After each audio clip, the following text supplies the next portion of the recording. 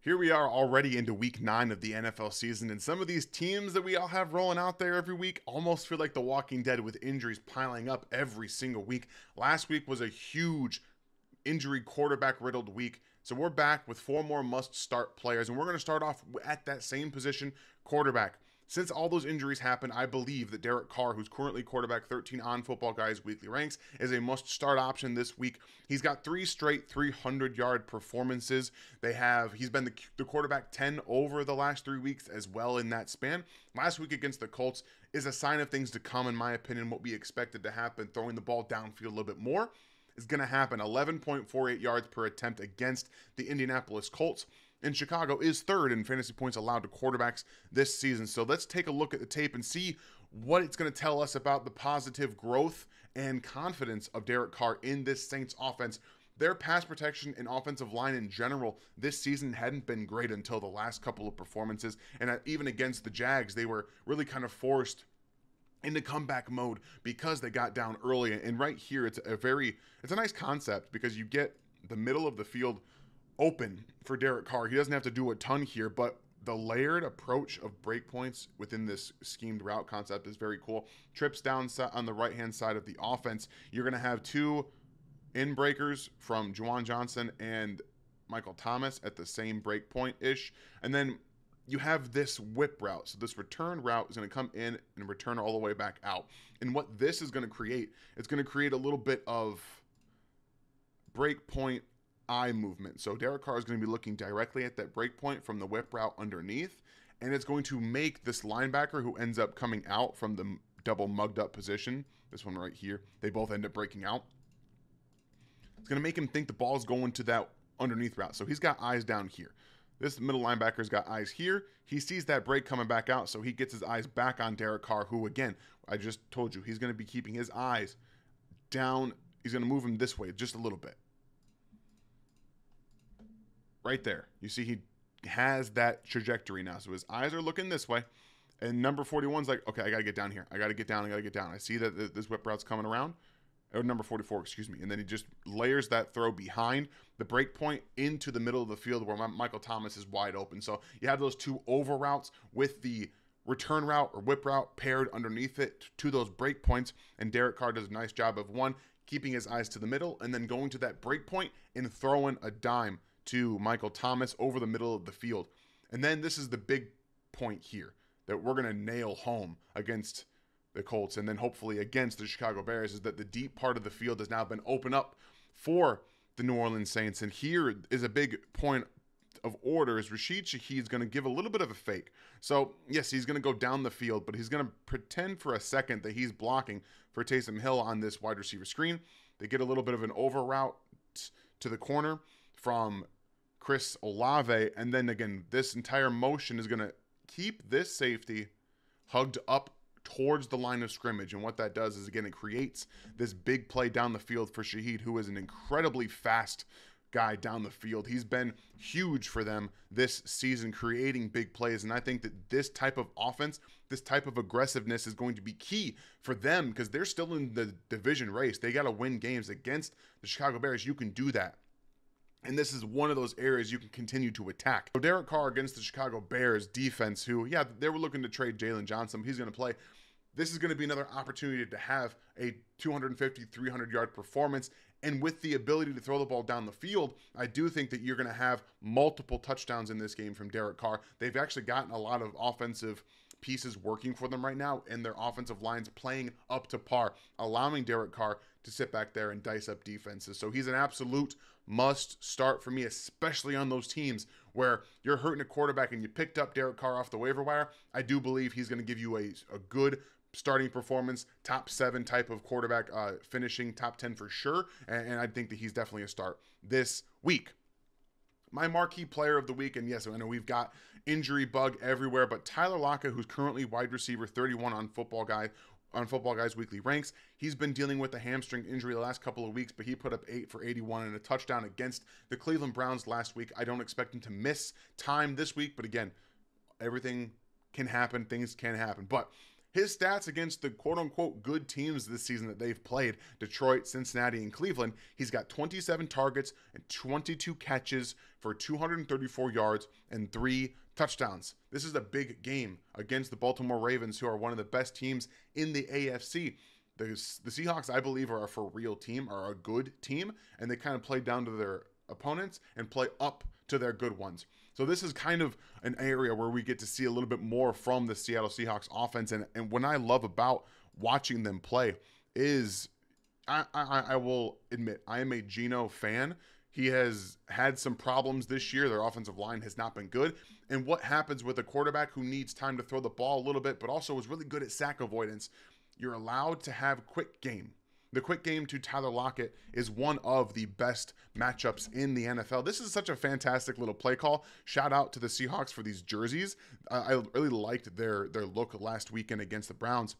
They're going to make this really feel like what this is supposed to look like. Just a pick play to Tyler Lockett around the left-hand side and up the field with this little look on the left-hand side from DK Metcalf and Tyler Lockett.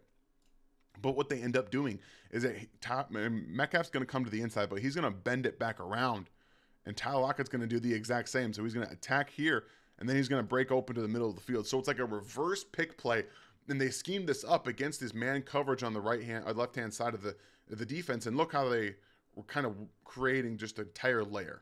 They want this entire left side of the field to be theirs. And they do a great job of executing this play and not allowing anyone to really move that side. And Tyler Lockett with that nice little jab step outside, boom, cuts back underneath with DK Metcalf still coming that way as well. Very nice play, nice schemed up to see how that works out. And again, Tyler Lockett's one of the most underrated route runners in the NFL still at this point in his career. It's ridiculous to me.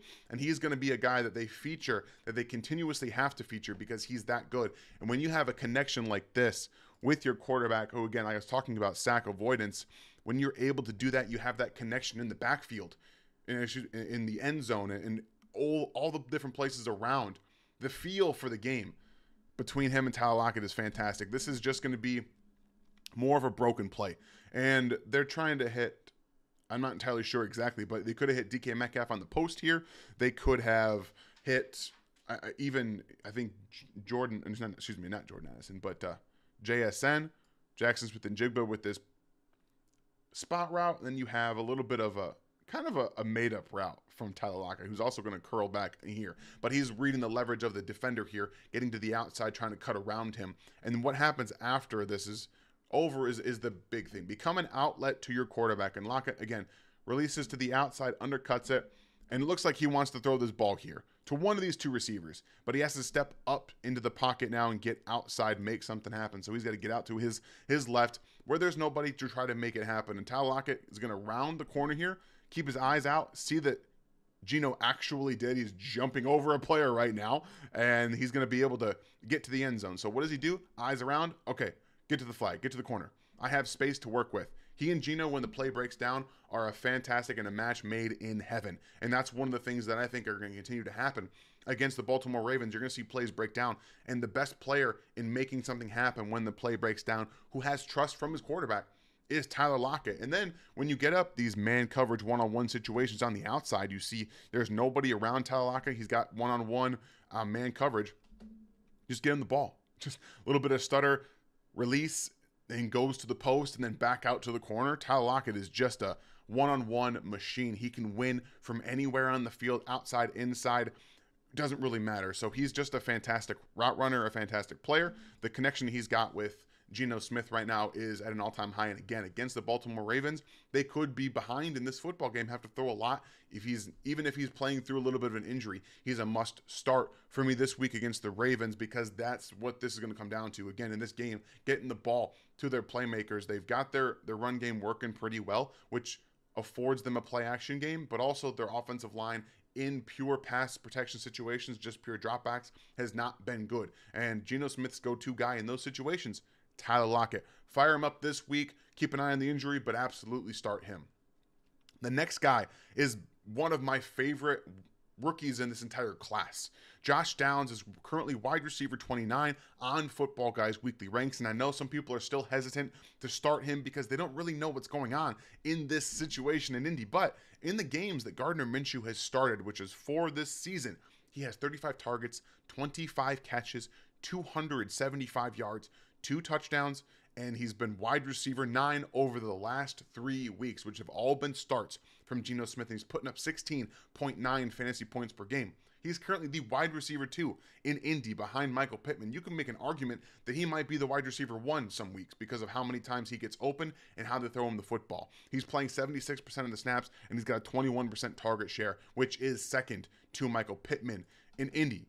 What he's doing right now is nothing to snuff at, nothing to question. It's him being awesome and doing exactly everything. Oh, you can't see that. That is not dark enough, or not bright enough. So we'll go a little bit lighter here.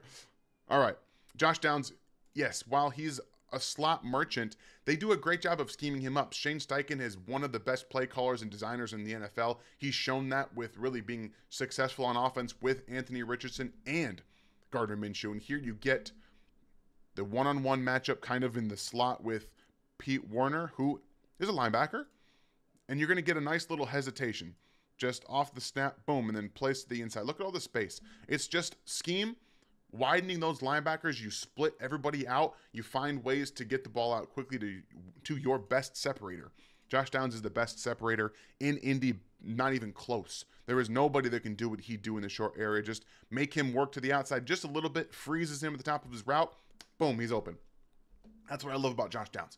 He was always doing that at North Carolina, always able to get open. The way he dilates, he uses speed dilation in his routes, and those who don't know, that's just kind of mixing up how fast, how quickly, and how slowly you get off the line and get into your routes, break out of them. All of those things mesh to form a really great route runner who understands zone and man coverage. And here you see him in the left slot as well.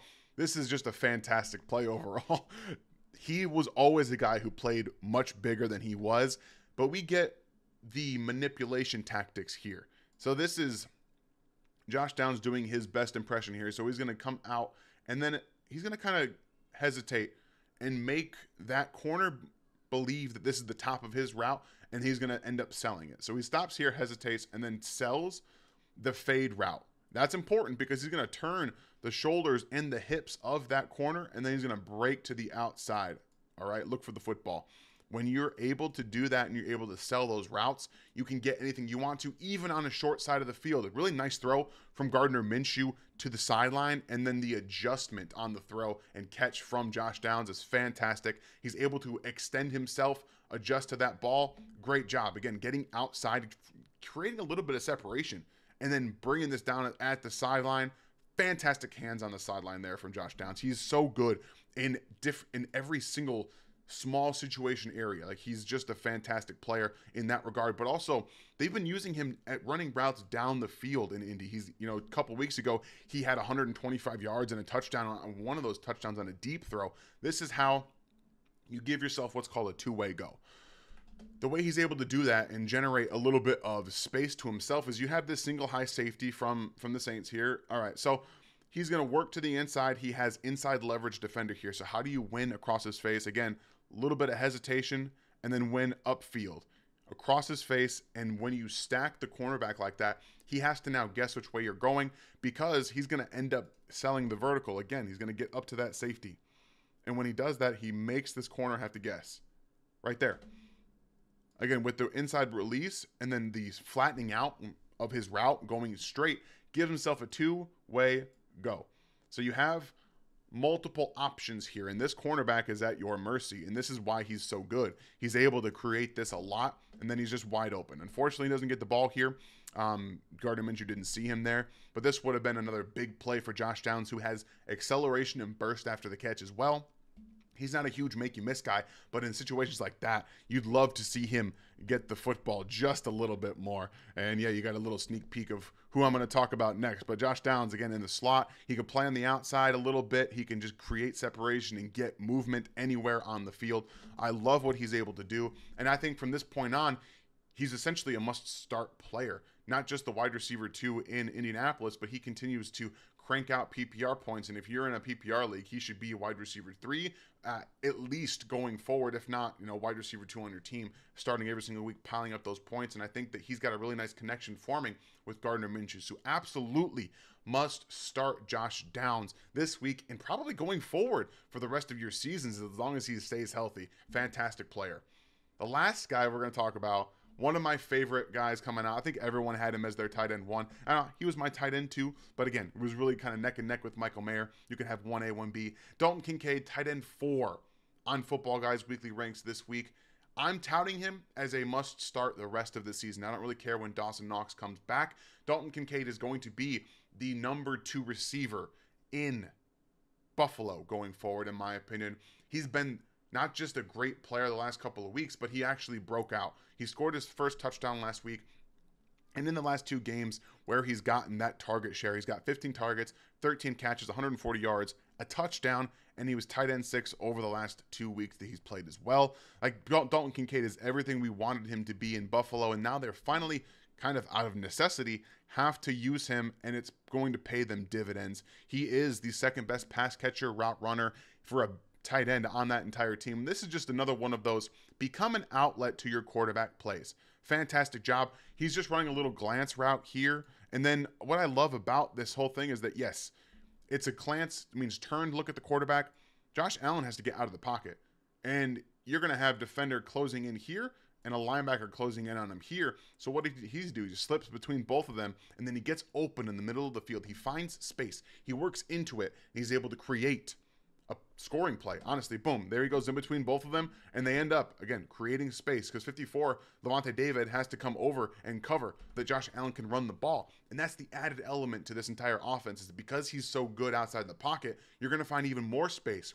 Dalton Kincaid can run into it. He can make plays like this happen all the time. And then coming out of the half, they get the ball and they force it into his hands. It's just an RPO look.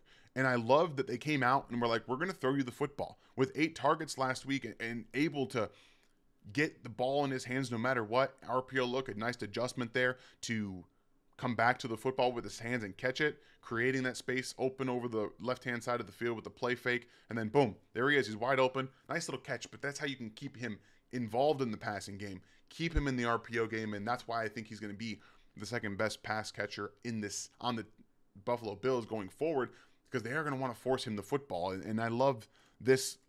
This is a weird little, I guess you could call it, bunch formation on the left side, but he's the guy that's almost behind Gabe Davis, who's at the apex of that bunch. This is, that was Sherfield, not Davis, but this is the play that everyone remembers. Like, Josh Allen was wheeling and dealing in this game, and I loved getting to watch Dalton Kincaid just kind of run up the seam here, break out, and then realize I'm covered. Let me once again work upfield into the open space. If there's one thing that we can guarantee in Buffalo, it's going to be space, because of how they stretch their offense, how Josh Allen creates space for an offensive players and how defenses have to work against him. And Dalton Kincaid is the guy that can thrive in that space along with Stephon Diggs. And I think that he's going to be a fantastic element no matter what happens the rest of the season with Dawson Knox coming back. Dalton Kincaid should be involved heavily in the offense for the Buffalo Bills. Start him as your tight end 1 going forward, unless you have Mark Andrews, Travis Kelce, things like that. Even then, you're going to have weeks where he's better than they are. Dalton Kincaid is a must start the rest of the season for me, no matter what. And I hope you guys enjoyed this video breakdown, the film, the stats, all of that stuff. We're going to keep rolling it into week 10. And I hope these players, like myself, help you win some of your fantasy weeks and leagues this year. Hope you guys have yourselves a fantastic day. I'll see you guys next time.